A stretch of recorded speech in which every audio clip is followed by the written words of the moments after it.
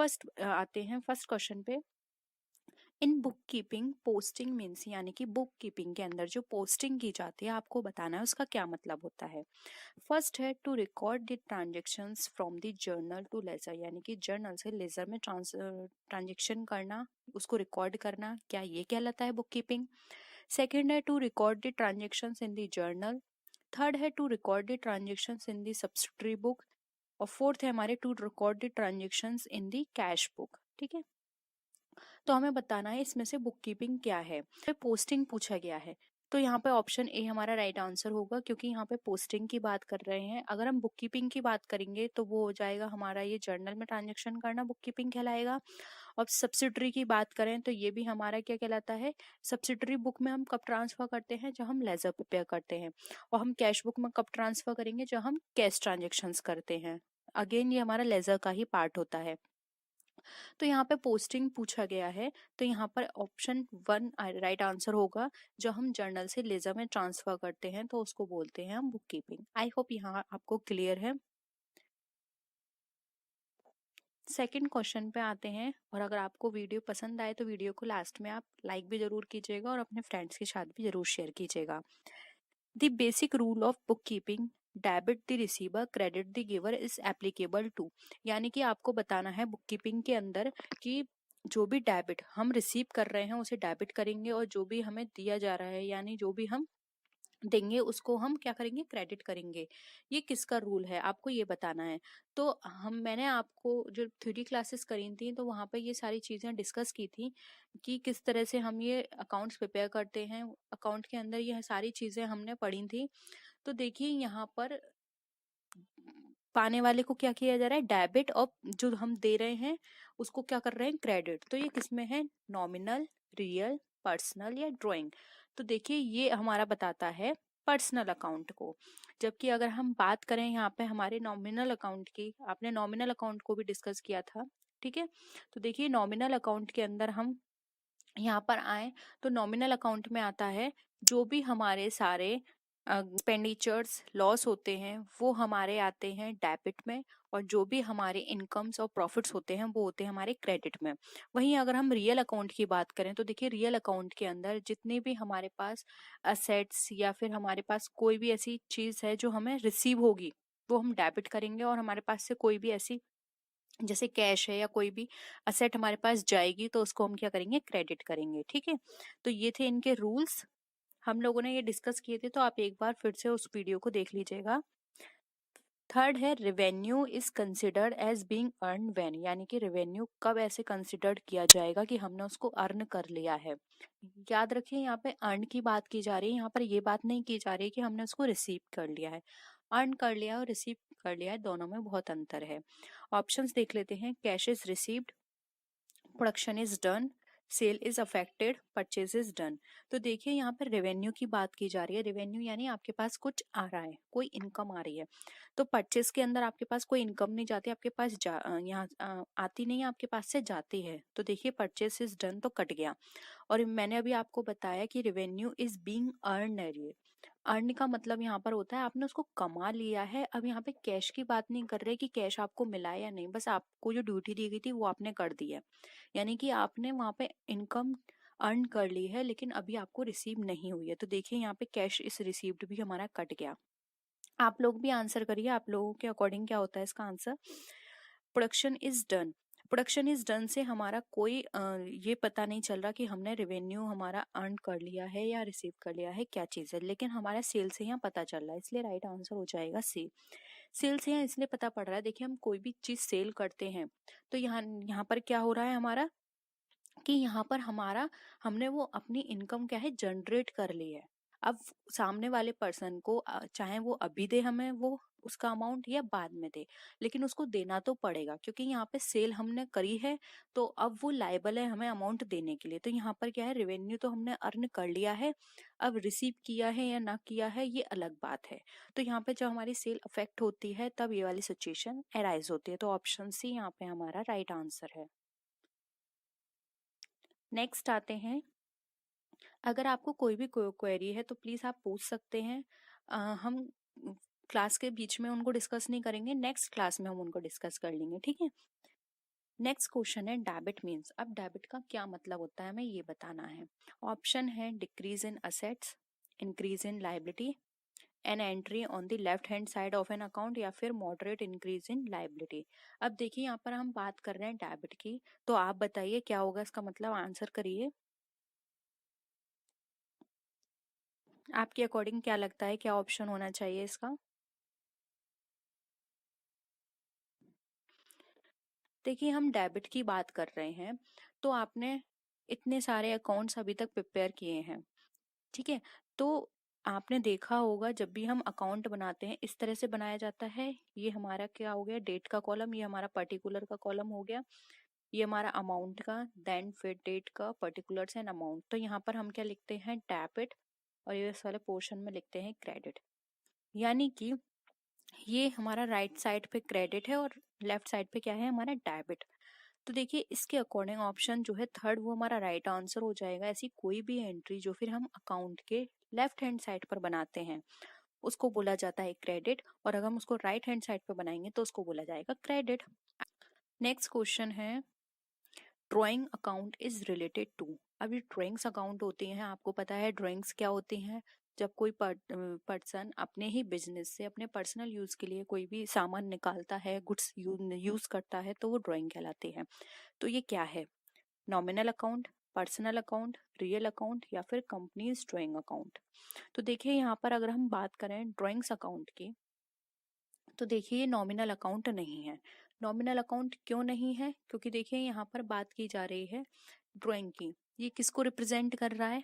आप खुद बताइए, इसका आंसर आप दे सकते हैं।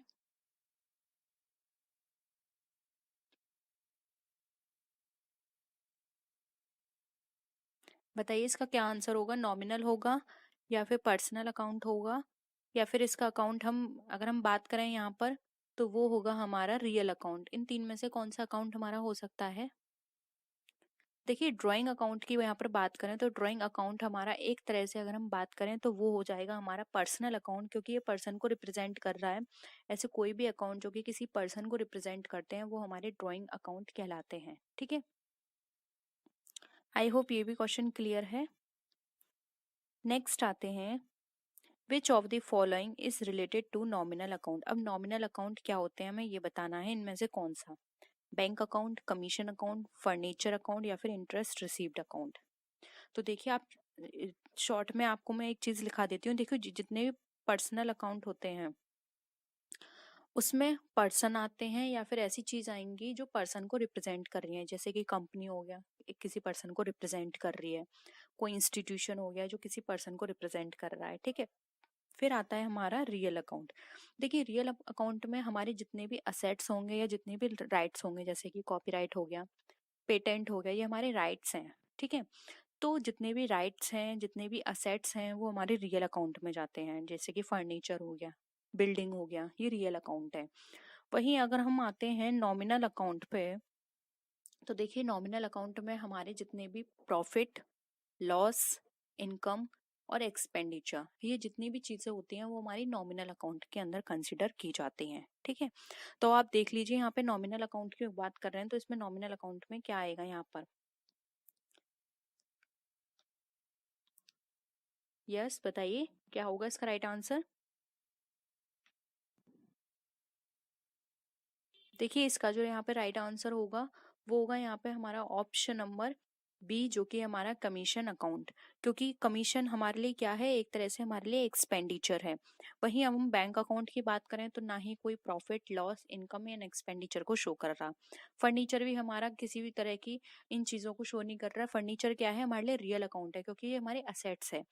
वहीं इंटरेस्ट रिसीव्ड अकाउंट जो है ये भी हमारे लिए क्या है, हमारे लिए एक तरह से हम यहाँ पर बात करें तो ये हमारे लिए एसेट की तरह यहाँ पे काम करेगा। और ऊपर से यहाँ पे सॉरी, ये जो इंटरेस्ट अकाउंट की बात कर रहे हैं तो ये यहाँ पर नहीं आएगा। यहाँ पर जो आएगा हमारा वो होगा कमीशन अकाउंट, क्योंकि ये एक हमारे लिए एक्सपेंडिचर है। और अगर यहाँ पर हमने कमीशन रिसीव भी किया होगा, क्योंकि यहाँ पर ये नहीं लिखा कि कमीशन हमने दिया है या रिसीव किया है, अगर ये रिसीव भी किया है तब भी ये हमारे नॉमिनल अकाउंट के अंदर कंसिडर किया जाएगा। इसलिए ऑप्शन बी यहाँ पे हमारा राइट आंसर है। नेक्स्ट आते हैं goodwill account. Goodwill account is related to, अब गुडविल अकाउंट जो है हमारा किससे रिलेटेड है? Nominal account, personal account, real account या फिर टेंजिबल अकाउंट्स। तो देखिए अगर हम गुडविल की यहाँ पर बात करें तो मैंने अभी आपको बताया था जितने भी राइट्स हैं, असेट्स हैं, वो हमारे रियल अकाउंट के अंदर आते हैं। इसलिए यहाँ पे ऑप्शन सी रियल अकाउंट हमारा राइट आंसर है, क्योंकि ये जो गुडविल है ये हमारे लिए एज असेट है, और ये एज हमारे लिए राइट है, क्योंकि ये हमने खुद अर्न किया है, तो ये हमारी है। ठीक है, तो ऑप्शन यहाँ पे सी जो है हमारा राइट आंसर हो जाएगा। नेक्स्ट आते हैं प्रीपेड इंश्योरेंसेस। अब प्रीपेड इंश्योरेंस क्या है? नॉमिनल अकाउंट, नॉमिनल कर लीजिएगा इसे, nominal account, personal account, real account या फिर प्रीपेड अकाउंट। तो देखिए प्रीपेड इंश्योरेंस की यहाँ पर बात करें तो प्रीपेड इंश्योरेंस हमारा एक तरह से क्या, कौन सा अकाउंट होगा ये आपको बताना है। जल्दी बताइए इसका आंसर क्या होगा प्रीपेड अकाउंट। देखिए प्रीपेड अकाउंट की बात करें तो जितने भी हमारे ऐसे एक्सपेंडिचर होते हैं जो कि हमने प्रीपेड करे होते हैं, या फिर यहाँ पर अगर हम बात करें कि ऐसे कुछ आउटस्टैंडिंग हमारे ट्रांजेक्शन्स भी होते हैं, तो वो हमारे पर्सनल अकाउंट के अंदर कंसिडर किए जाते हैं। यहाँ पे प्रीपेड इंश्योरेंस की बात की गई है, तो यहाँ पे ऑप्शन बी हमारा राइट आंसर हो जाएगा, बी। अब कुछ एग्जाम्पल्स हैं, जैसे कि देखिए प्रीपेड रेंट अकाउंट हो गया, आउटस्टैंडिंग रेंट हो गया, आउटस्टैंडिंग सैलरी हो गई, इंटरेस्ट अक्रूड हो गया, इंटरेस्ट आउटस्टैंडिंग अकाउंट हो गया। ये सारे हमारे क्या हैं, पर्सनल अकाउंट के अंदर कंसिडर किए जाते हैं। ठीक है, आप इनको नोट कर लीजिएगा। नेक्स्ट है according to the going concern concept a business entity assume to have, यानी कि अगर हम गोइंग कंसर्न कॉन्सेप्ट की बात करें तो हमारी बिजनेस की एंटिटी किस तरह की होती है? एक लॉन्ग लाइफ की, a very short life, and indefinite life या फिर अ मीडियम लाइफ। देखिए यहाँ पर हम बात करें गोइंग कंसर्न कॉन्सेप्ट की, तो गोइंग कंसर्न कॉन्सेप्ट के अंदर ये बताया जाता है कि हमारा जो बिजनेस है, या फिर ये एज्यूम करके चलते हैं कि हमारा जो बिजनेस है वो लॉन्ग टर्म तक रहेगा। ठीक है, मैं आपको ये डिस्कस भी कर चुकी हूँ, तो आप इजीली इसका आंसर कर सकते हैं। जल्दी बताइए इसका क्या आंसर होगा।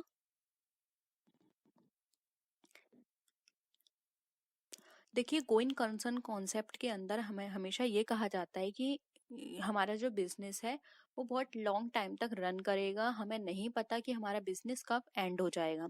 ठीक है, तो एक इनडेफिनेट लाइफ लेके चलते हैं, तो यहाँ पे ऑप्शन सी हमारा राइट आंसर हो जाएगा, an indefinite life. Long life नहीं कह सकते, शॉर्ट लाइफ नहीं कह सकते, मीडियम लाइफ नहीं कह सकते। ठीक है, तो ऑप्शन सी राइट है। बहुत ही सिंपल क्वेश्चन है, क्योंकि अकाउंटिंग हमारी बहुत ही इजी है। अकाउंटिंग को सिर्फ थोड़ा सा समझने की जरूरत है, और इसमें क्वेश्चंस भी ज्यादा डिफिकल्ट नहीं आते हैं।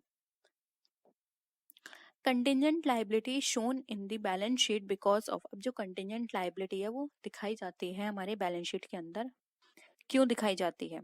कन्वेंशन ऑफ कंसिस्टेंसी के कारण, कन्वेंशन ऑफ मटेरियलिटी के कारण, कन्वेंशन ऑफ डिस्क्लोजर के कारण, या फिर कन्वेंशन ऑफ एडवेंचर के कारण। अगेन वेरी इजी क्वेश्चन है, और ये मैं थ्योरी क्लास में आपको एग्जाम्पल के थ्रू बता चुकी हूँ कि ऐसा क्यों होता है।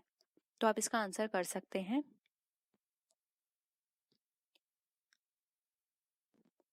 देखिए कंटिजेंट लाइबिलिटी वो लाइबिलिटी होती है जो कि हमें नहीं पता कि फ्यूचर में लाइबिलिटी है, होगी भी या नहीं होगी, मतलब एक सस्पेंस बना रहता है। तो ये हमारी वहां पर बैलेंस शीट के अंदर एज अ फुटनोट वहां पे शो कर दी जाती है कि ये हो भी सकती है फ्यूचर में, नहीं भी हो सकती। तो ये इसलिए करी जाती है क्योंकि हम सबको पता है कि अकाउंटिंग के कुछ अपने प्रिंसिपल्स हैं जिनको फॉलो करना पड़ता है। तो उन्हीं में से एक प्रिंसिपल है हमारा प्रिंसिपल ऑफ डिस्क्लोजर या फिर कन्वेंशन ऑफ डिस्क्लोजर। तो डिस्क्लोजर के अंदर ये होता है कि कंपनी के जितनी भी इंफॉर्मेशन है वो आपको डिस्क्लोज करनी है, उसी के द्वारा हम जो हमारी जो कंटिजेंट लायबिलिटी होती है वो बैलेंस शीट में शो की जाती है। तो यहाँ पे ऑप्शन सी हमारा convention of disclosure right answer हो जाएगा। नेक्स्ट आते हैं goods destroyed by fire should be credited to. अब यहाँ पे जो गुड है वो डिस्ट्रॉय हो गया है फायर से, अब हमें यहाँ पे क्रेडिट बताना है कौन सा अकाउंट होगा। Purchase account, sales account, loss by goods by fire account, या फिर इंश्योरेंस अकाउंट।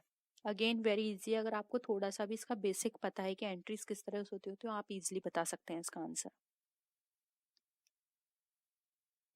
बताइए क्या होगा इसका राइट आंसर। देखिए मैं आपको ना एक बार ये बेसिक से समझा देती हूँ। देखिए कभी भी हम कोई भी परचेज करते हैं तो उसकी एंट्री क्या होती है? परचेज अकाउंट डेबिट, फिर क्या होगा? टू बैंक या कैश अकाउंट जिससे भी आपने परचेस की है। अब देखिए ये परचेस क्या हो गई थी, यहाँ पे डेबिट हो गई थी, परचेस अकाउंट क्या था, डेबिट। अब यहाँ पर क्या है, आपका लॉस हुआ है किससे, फायर से। तो और जो जो गुड्स लॉस हुआ है फायर से, वो आपने कभी ना कभी तो परचेस किया होगा, यानी कि आपकी परचेस अफेक्ट हो गई यहाँ पर। सेकंड, यहाँ पर एक और रूल भी लगेगा कि ये फायर हुआ है, फायर से जो लॉस हुआ है, लॉस क्या होते हैं, सारे डेबिट होते हैं। तो देखिए इसकी जो एंट्री होगी, loss by fire, fire account debit to purchase account. ठीक है, ये इसकी एंट्री होगी। तो यहाँ पर क्या पूछा गया है, गुड्स डिस्ट्रॉय हुआ है, क्रेडिट क्या होगा। तो देखिए यहाँ पर डिस्ट्रॉय हुआ था, ये लॉस की एंट्री है, तो क्या हुआ है, क्रेडिट, परचेस हुआ है, इसलिए यहाँ पे ऑप्शन ए परचेस अकाउंट हमारा क्या हो जाएगा, राइट आंसर हो जाएगा। आई होप ये एंट्री आपको समझ में आई है।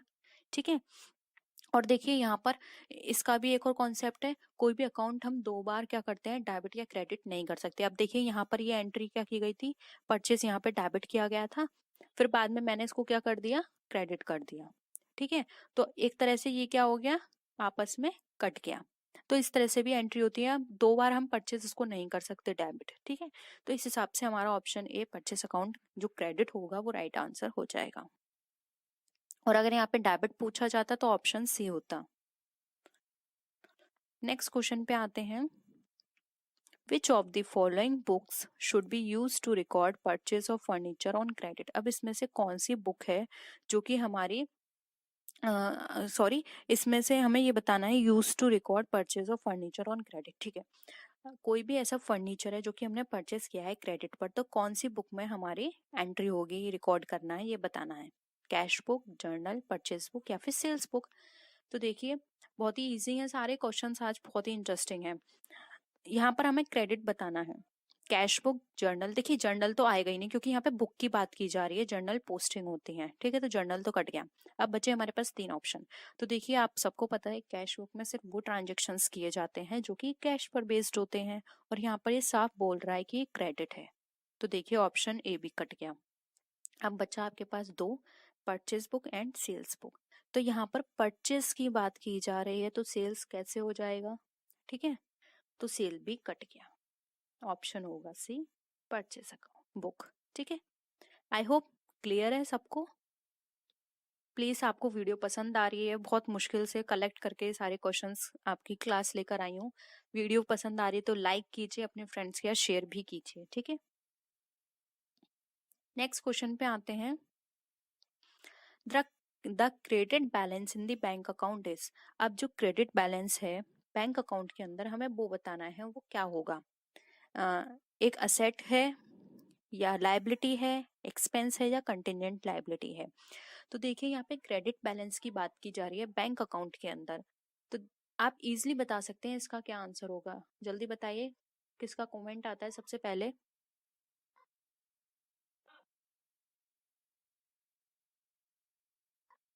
देखिए यहाँ पर अगर हम बात करें क्रेडिट बैलेंस की, तो जो बैंक अकाउंट के अंदर क्रेडिट बैलेंस है वो एज अ लाइबिलिटी की तरह ट्रीट किया जाता है, इसलिए यहाँ पे ऑप्शन बी जो है वो हमारा राइट आंसर हो जाएगा, आर लाइबिलिटी।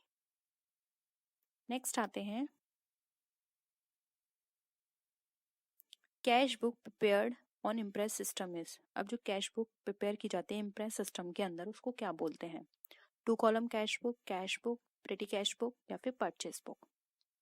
देखिए यहाँ पर बात की जा रही है कैश बुक की इम्प्रेस सिस्टम के अंदर, तो यहाँ पर परचेस बुक तो बिल्कुल ही अलग हो गया, ये तो हमारा कट गया। हमें तीन ऑप्शंस में से बताने हैं। तो देखिए थ्योरी क्लास आपने जब ली थी, तो थ्योरी क्लास में मैंने आपको डिस्कस की थी कि जो हमारी कैश बुक होती है, उस कैश बुक कितनी तरह की होती है, तीन तरह की होती है। एक होती है हमारी सिंगल कैश बुक, एक होती है हमारी डबल कैश बुक, एक होती है हमारी ट्रिपल कैश बुक। ठीक है, तो अब हम यहाँ पर बात करें कैश बुक की, तो इम्प्रेस सिस्टम के अकॉर्डिंग यहाँ पे बताया गया है। तो देखिए यहाँ पर ये तो इसका टाइप है कैश बुक का, तो ये डबल कॉलम में तो क्या होता है, एक हमारा कॉलम किसका बनाया जाएगा, एक बनाया जाएगा वही कैश का, और दूसरा कॉलम किसका होगा, हमारा डिस्काउंट का। ठीक है, तो ये कट जाता है हमारा, ये नहीं होगा, कैश बुक नहीं होगा। जो इम्प्रेस सिस्टम के अंदर प्रिपेयर किए जाते हैं हमारी कैश बुक, उसको बोलते हैं प्रिटी कैश बुक, जिसको हिंदी में खुदरा कैश बुक भी बोलते हैं। तो यहाँ पे ऑप्शन सी हमारा राइट आंसर हो जाएगा। नेक्स्ट क्वेश्चन है, the statement sent along with purchase return is. अब ऐसा स्टेटमेंट जो कि परचेस रिटर्न के साथ प्रिपेयर किया जाता है उसको क्या बोलते हैं या उसके संग भेजा जाता है? Credit note, bills payable book, debit note या फिर परचेस रिटर्न बुक। तो उसको बोला जाता है हमारा क्रेडिट नोट। ठीक है, तो यहाँ पर ऑप्शन ए जो है वो हमारा राइट आंसर हो जाएगा, क्रेडिट नोट, क्योंकि क्रेडिट नोट को ही तो वो उसके साथ वापस करेगा। ठीक है, तो ऑप्शन ए जो है वो हमारा राइट आंसर हो जाएगा। नेक्स्ट आते हैं, स्टॉक इज वैल्यूड एट। अब जो स्टॉक है हमारा वैल्यूड होता है किस प्राइस पर, ये बताना है हमें। Cost price, market price, cost of market price which ever is lower, cost और कर लीजिएगा, कॉस्ट और market price which ever is lower, और ऑड प्राइस। तो देखिए हमने अब तक स्टॉक के बारे में बात करी है, तो स्टॉक जो होता है वो ऑलवेज हमारा कैलकुलेट किया जाता है, जो भी हमारे कॉस्ट का, उसका जो कॉस्ट होगा वो, और उस टाइम पीरियड में जो भी हमारे मार्केट के प्राइस होंगे उनमें से जो भी लो होगा उस पर हम स्टॉक को वैल्यू करते हैं। इसलिए यहाँ पे ऑप्शन सी हमारा राइट आंसर है, हो जाएगा। ठीक है, नेक्स्ट आते हैं, unearned income stock account is. अब अनअर्न्ड इनकम जो होती है वो अकाउंट क्या है हमारे लिए? असेट है, लायबिलिटी है, एक्सपेंस है या फिर इनकम रिसीव्ड इन एडवांस है? तो देखिए यहाँ पर अगर हम बात करें अनअर्न्ड इनकम की, तो अनअर्न्ड इनकम पहले समझ लेते हैं क्या होती है। तो देखिए अनअर्न्ड इनकम वो इनकम होती है जो कि अभी तक हमने क्या करी है, अर्न नहीं करी है। ठीक है, यानी कि हमने रिसीव तो कर लिया है उस इनकम को, लेकिन अभी हमने उसको अर्न ही नहीं किया है। तो ऐसी इनकम क्या कहलाएगी, आपको ये बताना है। असेट है, लायबिलिटी है, एक्सपेंस है या फिर इनकम रिसीव्ड इन एडवांस है?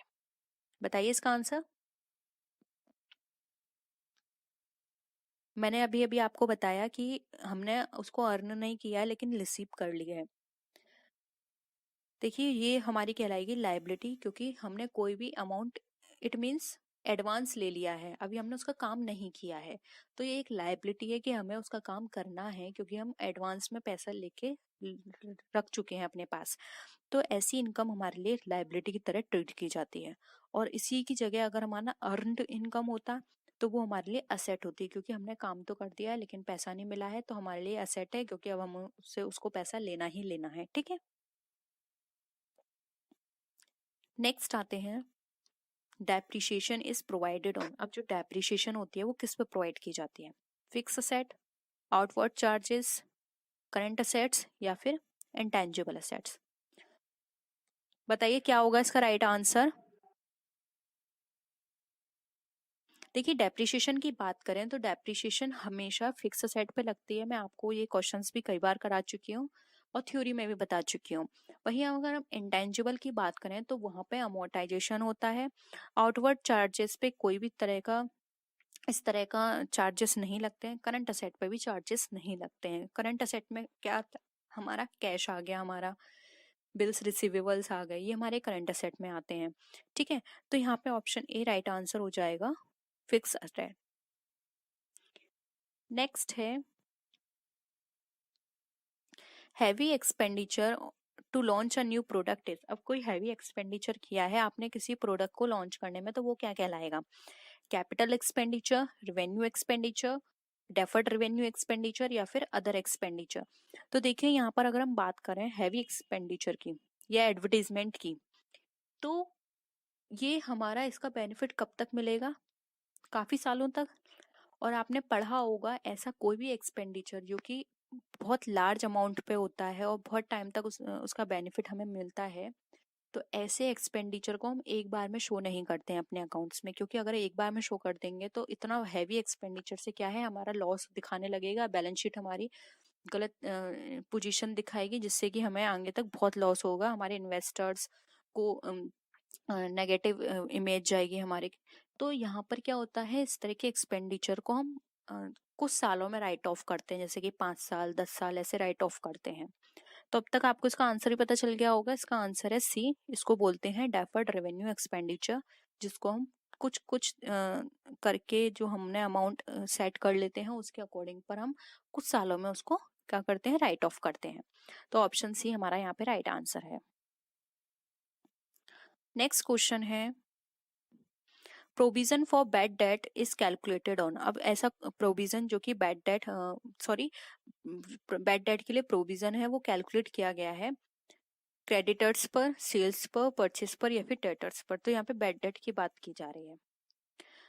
बैड डेट वो पर्सन होते हैं जिनसे हमें उम्मीद नहीं है कि वो हमें पैसा देंगे कि नहीं, इसलिए प्रोविजन बना के रखा जाता है कि अगर वो नहीं देते हैं हमारे पैसे को तो हम यहाँ से उस अपने जो भी हमारा लॉस होगा वो यहाँ से हम उसको कंप्लीट कर लेंगे, या वो यहाँ से हम उसको अपने लॉस को थोड़ा कम कर लेंगे, मिनिमाइज कर लेंगे। तो इस तरह की चीजें हमारे डेटर्स के साथ होती हैं। तो ऑप्शन डी राइट आंसर है। क्रेडिटर्स तो वो हो गया जो हमसे पैसा लेगा, सेल्स और परचेस से कोई इफेक्ट नहीं पड़ता। तो राइट आंसर हो जाएगा डी डेटर्स। नेक्स्ट क्वेश्चन है N example of revenue expenditure is. अब रेवेन्यू एक्सपेंडिचर का एक एग्जाम्पल हमें बताना है, जैसे purchase of land, salaries, lease या फिर परचेस ऑफ बिल्डिंग। बताइए क्या होगा इसका आंसर। देखिए अगर हम रेवेन्यू एक्सपेंडिचर की बात करें तो पहले इसके मीनिंग को समझ लेते हैं। रेवेन्यू एक्सपेंडिचर का मतलब ऐसा एक्सपेंडिचर होते हैं जो कि हमारे फ्रिक्वेंटली होते हैं, डेली होते हैं, और इनका काम होता है जो भी हमारा डेली की एक्टिविटीज है उनको स्मूथ करना, वो अच्छे से हो पाए, वो हमारे रेवेन्यू एक्सपेंडिचर कहलाते हैं। वहीं हमारे कैपिटल एक्सपेंडिचर वो होते हैं जो कि बहुत कम अमाउंट, बहुत कम नंबर्स में होते हैं, जिनका बेनिफिट हमें बहुत टाइम तक मिलता है, ठीक है, उससे हमारे बिजनेस का एक्सपेंशन होता है। इस तरह के एक्सपेंडिचर्स होते हैं। तो यहाँ पर ये डेली बेसिस पर होते हैं। तो देखिए purchase of land daily basis पर नहीं होती, लीज डेली बेसिस पर नहीं होती, purchase of building daily basis पर नहीं होती। डेली बेसिस पर क्या होती है, सैलरी। डेली ना से अगर हम मंथली की बात करें तो ये हर मंथ होगी। हर मंथ कोई मशीन नहीं खरीदता, कोई बिल्डिंग नहीं खरीदता। तो इस तरह के एक्सपेंडिचर हमारे क्या कहलाते हैं, रेवेन्यू एक्सपेंडिचर, जो कि है हमारा option B salary. Next question है contingent liability appears as a footnote in the balance sheet. This is in accordance with the accounting principle of। Again आ गया ये वही question, consistency, disclosure, materiality, conservatism. ठीक है, अगर मुझे इतना पता नहीं कैसे मैंने दोनों बार दे दिया, क्योंकि सेम क्वेश्चन है, बस थोड़ा सा पूछने का तरीका अलग है।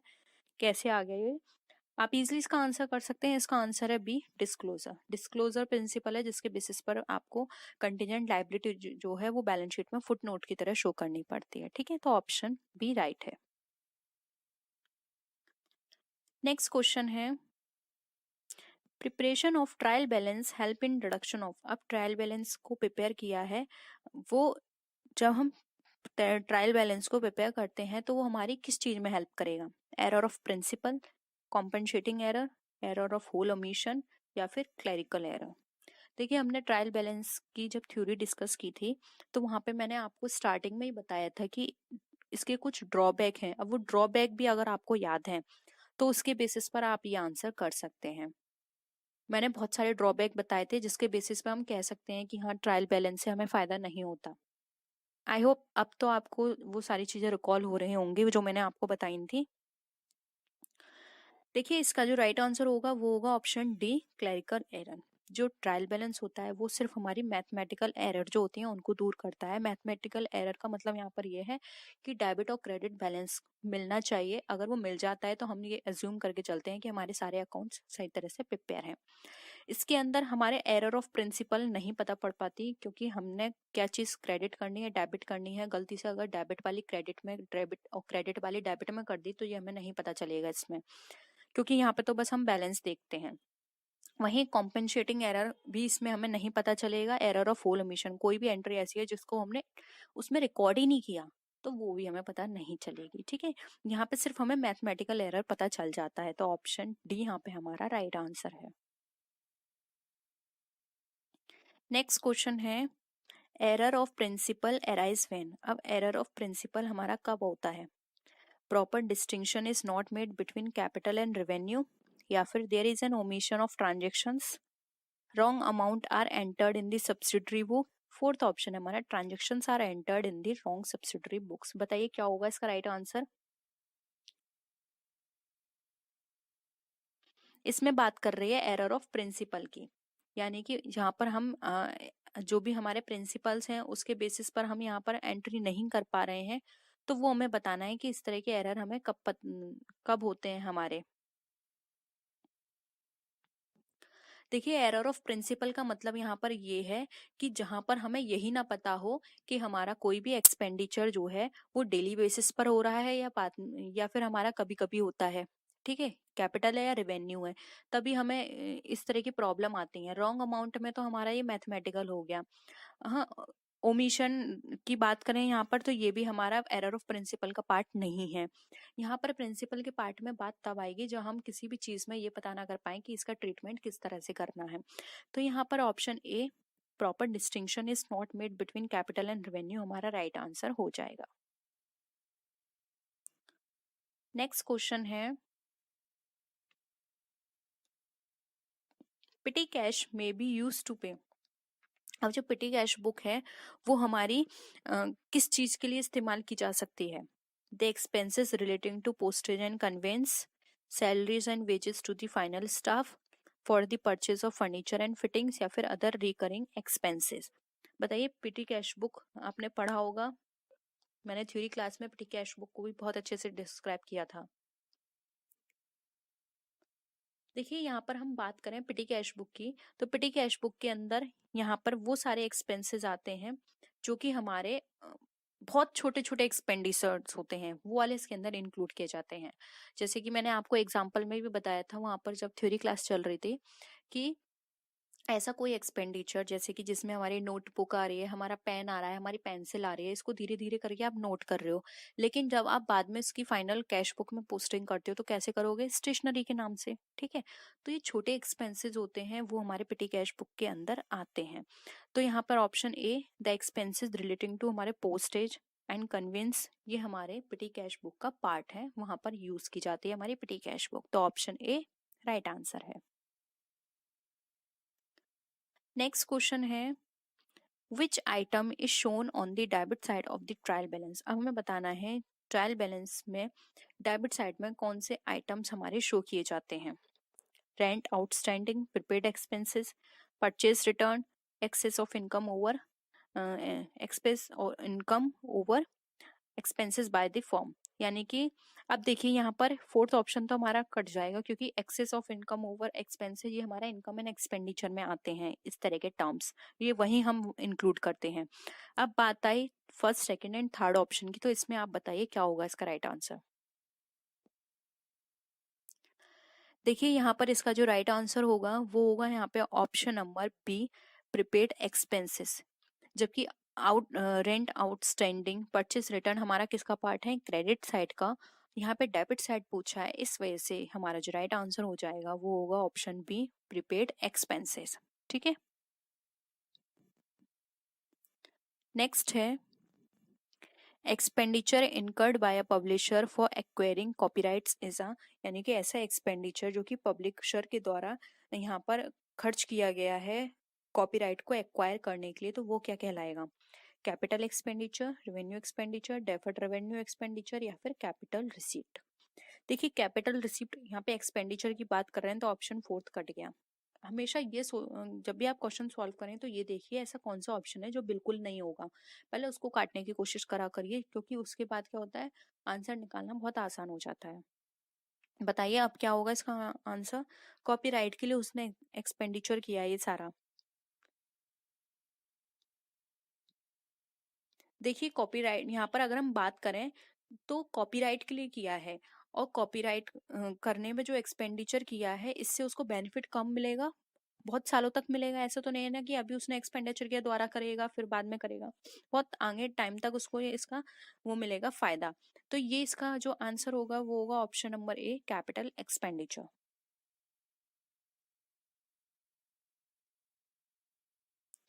नेक्स्ट है, expenditure incurred on research is an example of. अब रिसर्च में किसी भी तरह का एक्सपेंडिचर किया गया है तो वो किसका एग्जाम्पल है? कैपिटल, रेवेन्यू, डेफर्ड रेवेन्यू, या फिर पार्शली कैपिटल एक्सपेंडिचर। बताइए, देखिए यहाँ पर रिसर्च की बात की जा रही है और रिसर्च में कुछ थोड़ा बहुत अमाउंट नहीं लगता, रिसर्च में बहुत अमाउंट लगता है, बहुत ज़्यादा खर्चा करना पड़ता है, तब हमें पता चलता है हम जिस भी चीज़ के लिए रिसर्च कर रहे हैं। तो एक तरह से ये हमारा बहुत लार्ज अमाउंट का एक्सपेंडिचर होता है जिसको हम बहुत टाइम तक राइट ऑफ करते हैं। तो यहाँ पर ऑप्शन सी हमारा राइट आंसर हो जाएगा, डेफर्ड रेवेन्यू एक्सपेंडिचर। ठीक है, आई होप यहाँ तक आपको सारे क्वेश्चंस क्लियर हैं। ये हमारा क्वेश्चन था 28, अभी लगभग 60 समथिंग क्वेश्चंस हैं, तो टाइम लगेगा। आप प्लीज जाना नहीं, क्योंकि लास्ट में और भी इंटरेस्टिंग क्वेश्चंस हैं और सारे क्वेश्चंस वो हैं जो हमने थ्योरी में डिस्कस किए हैं। ठीक है, a gross profit is transferred to the dash side of the profit and loss account. अब हमें बताना है ग्रॉस साइड हमारा ट्रांसफर किया जाता है प्रॉफिट एंड लॉस अकाउंट में किस साइड में, डेबिट, क्रेडिट, करंट या एसेट।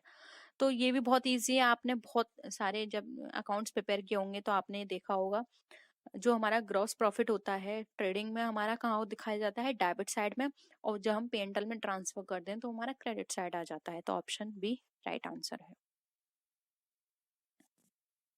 नेक्स्ट है नॉन ट्रेडिंग इंस्टीट्यूशन प्रिपेयर। जो नॉन ट्रेडिंग इंस्टीट्यूशंस होती हैं वो क्या प्रिपेयर करते हैं, income and expenditure account, trading and profit and loss account, only trading account, या फिर ओनली रेवेन्यू अकाउंट। अगेन हम ये डिस्कस कर चुके हैं थ्योरी क्लास में, बताइए। देखिए ट्रेडिंग एंड P&L अकाउंट ये प्रिपेयर करती हैं profit organisations, only trading account नहीं प्रिपेयर किया जाता किसी भी कंपनी के द्वारा, ओनली रेवेन्यू अकाउंट नहीं होगा। तो राइट आंसर होगा ए, इनकम एंड एक्सपेंडिचर अकाउंट।